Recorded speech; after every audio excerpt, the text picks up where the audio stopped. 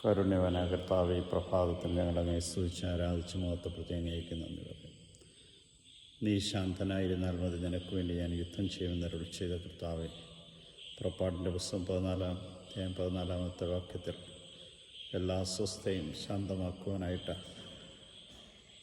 ശാന്തമായിരുന്നാൽ മതി, ഞാൻ നിനക്ക് വേണ്ടി യുദ്ധം ചെയ്യുമെന്ന് അരുളി ചെയ്ത അങ്ങ് ചെയ്യുന്നുണ്ടല്ലോ. അധ്വാനിക്കുന്നവരും ഭാരം വഹിക്കുന്നവരും നിങ്ങളെല്ലാവരും എൻ്റെ അടുക്കൽ വരുവിൻ, ഞാൻ നിങ്ങളെ ആശ്വസിപ്പിക്കാമെന്ന്. നിങ്ങളുടെ ആശ്വാസദായകമായ സ്പർശനം ഞങ്ങൾക്ക് ഓരോരുത്തർക്കും നൽകി അനുഗ്രഹിക്കുകയും നിൻ്റെ കാരുണ്യവും സ്നേഹവും അനുദിനവും അനുഭവിച്ചറിയുന്ന ഞങ്ങൾ നിൻ്റെ സ്നേഹത്തിൻ്റെ തികവിൽ ജീവിക്കുവാൻ അനുഗ്രഹിക്കുകയും ചെയ്യണം.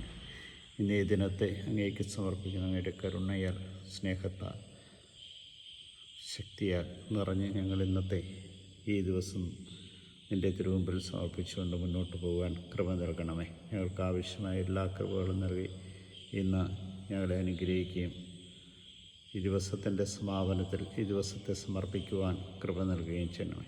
ഈശോയെ നന്ദി, ഈശോയെ സ്തുതി, ഈശോ ആരാധന.